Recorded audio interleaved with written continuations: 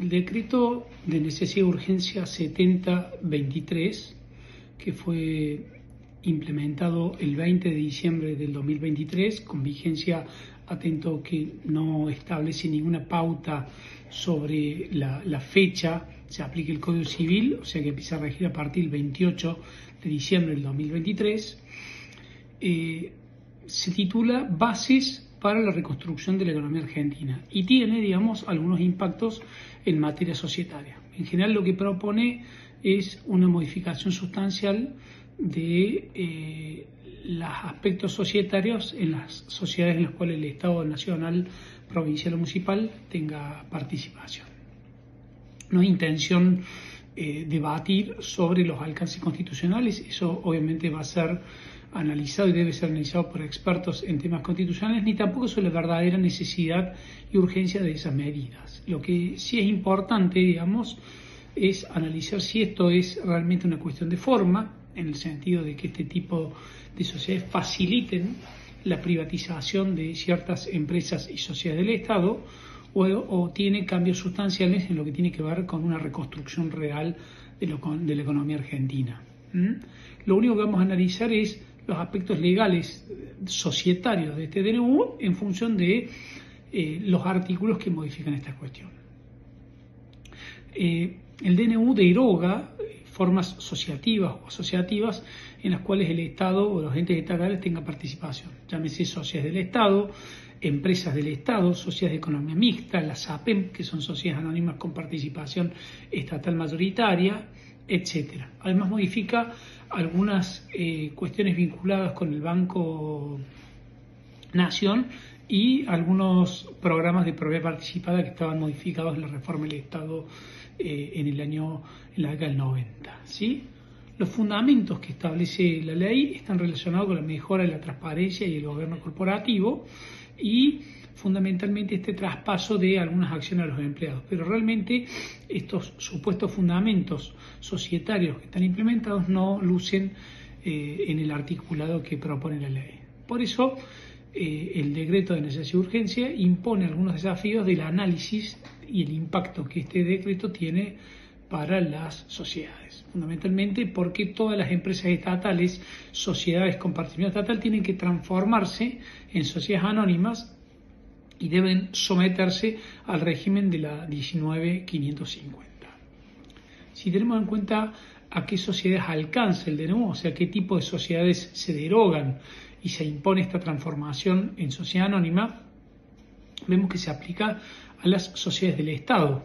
Las sociedades del Estado, que están reguladas en la ley 20.705, son sociedades en las cuales el único accionista puede ser el Estado nacional, provincial o municipal.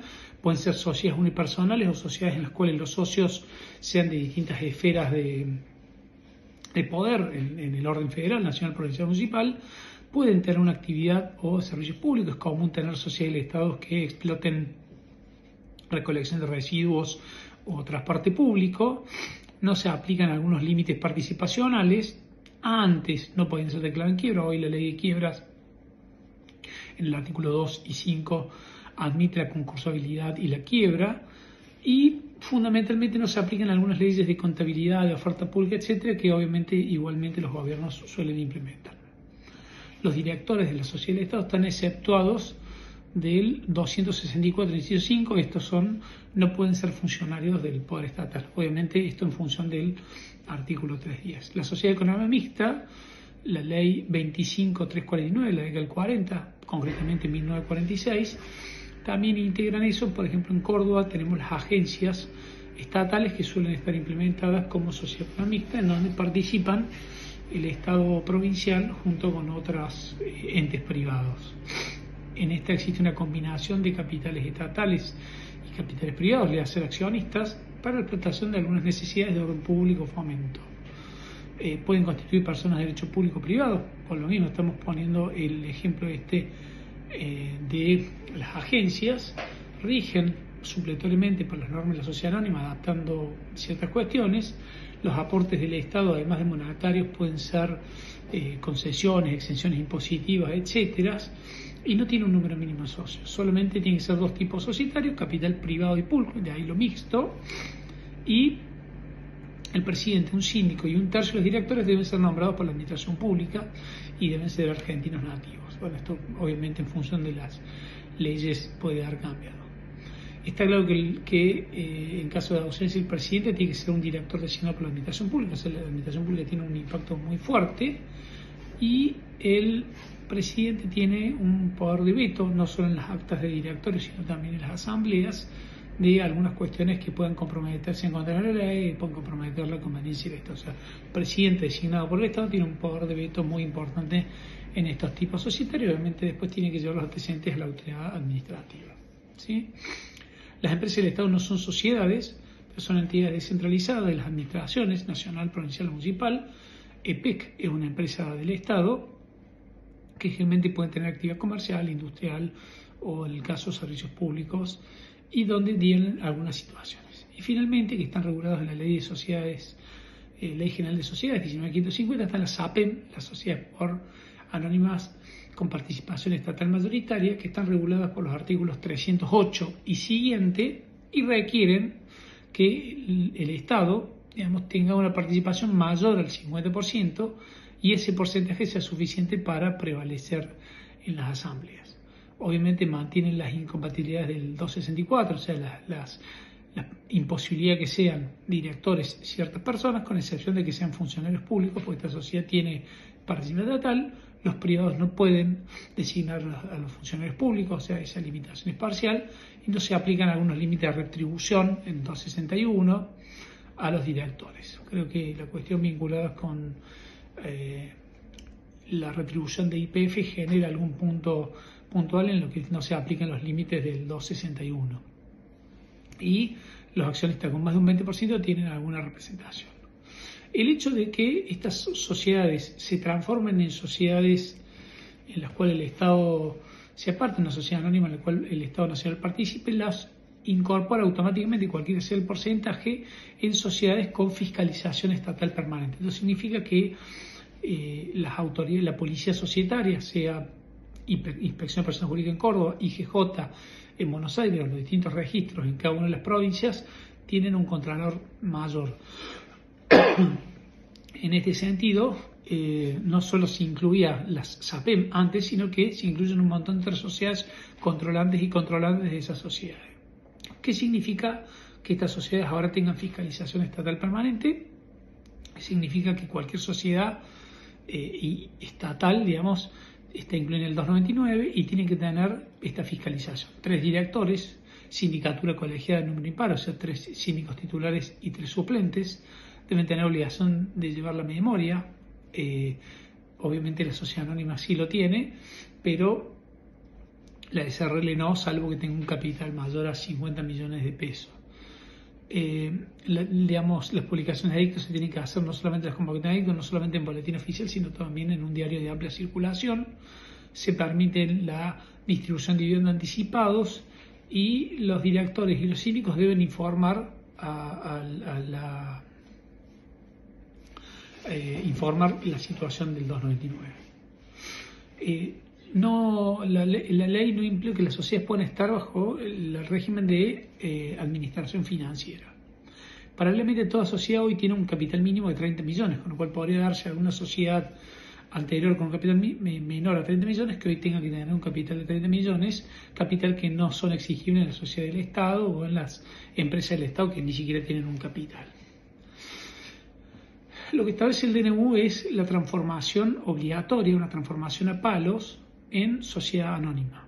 No importa la forma societaria o lo que tenga, se tienen que adaptar y transformarse en el límite de 280 días, 180 días que se computan corridos a partir del 28 de diciembre del 2023, con lo cual el límite, la fecha límite para la transformación debería ser el 26 de junio del 2024 y debería transformarse. Obviamente esta transformación puede generar muchos inconvenientes prácticos y operativos, lo que no garantiza muchas veces el cumplimiento cuando implica traspasos inmobiliarios y muchos gastos transaccionales que genera esto.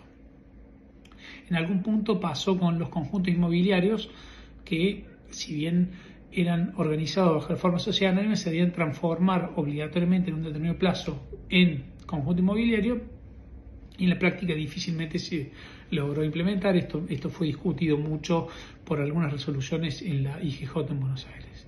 Pero lo importante es que la transformación societaria impone trabajar algunos requisitos, tener un balance de corte no mayor de 30 días, que tienen que publicarse en el boletín oficial, e imponen esas cuestiones. No queda claro qué pasa si no la transformación no es lograda dentro de los 90 días, como dice la ley, si se rescinde, si puede caducar. Y tampoco queda claro si yo no transformo la sociedad, si yo transformo una sociedad en la sociedad del Estado, los accionistas privados, por ejemplo, en la economía mixta, tienen un derecho a receso para salir a los efectos de Estado. La ley habla de sociedades, no habla de sociedades y en algún punto habla de algunas actividades. Está claro que las actividades por ejemplo no tienen personalidad, entonces difícilmente se pueda transformar una no persona en persona. Las empresas del Estado sí se deberían transformar.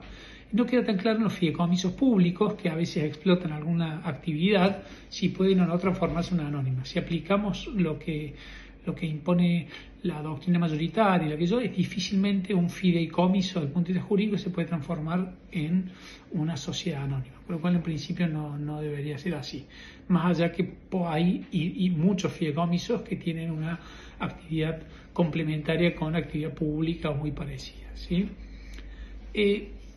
El tema es que la ley no dice qué pasa si a los 180 días no se transforma. ¿Cuál es la consecuencia jurídica? Independientemente de que es claro que la sociedad está en infracción, podemos entender que hay una irregularidad societaria y la sociedad queda inmersa en la sociedad de la sección cuarta, digamos, en donde los socios son mancomunadamente responsables. Podemos decir que la sociedad es nula con la misma característica que puede hacer, o inclusive que deba disolverse.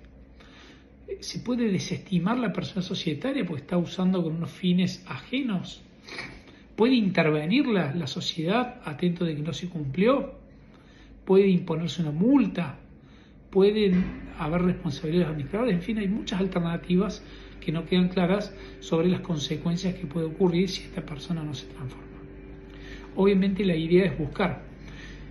Se dan algunos casos en donde los directores tienen ciertas incompatibilidades en algunos tipos societarios, donde participa el Estado y otros no. Digamos, ¿qué podría ocurrir en esa situación? ¿Qué pasa con EPEC? EPEC está claro que es una empresa del Estado que tiene carácter provincial y esto es una ley nacional. ¿Puede una ley nacional imponer a una ley provincial que se transforme en una sociedad anónima? ¿Se afecta el régimen federal en donde se impone esta situación? ¿Puede prohibir?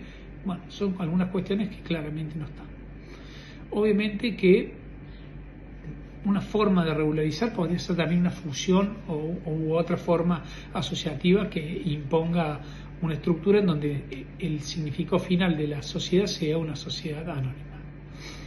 La transformación, en nuestra opinión, es una sociedad donde no hay movimientos patrimoniales y esta transformación no debería comunicarse a la Comisión Nacional de Defensa de la Competencia, que podría, digamos, controlar lo que se llama el control de concentraciones, ¿sí?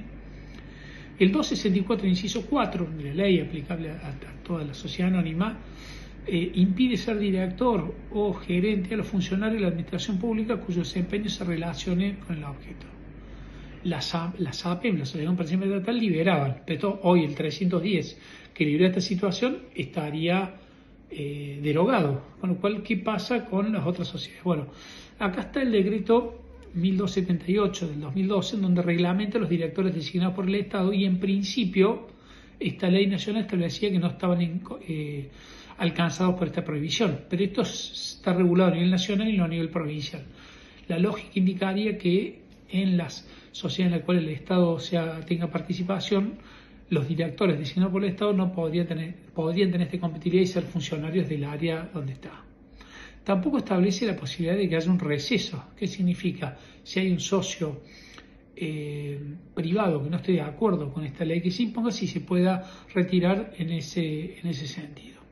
En fin, la idea de este breve análisis es analizar las implicancias que genera el decreto de necesidad de urgencia en los esquemas societarios, fundamentalmente en las sociedades en las cuales el Estado tiene participación. Muchas gracias.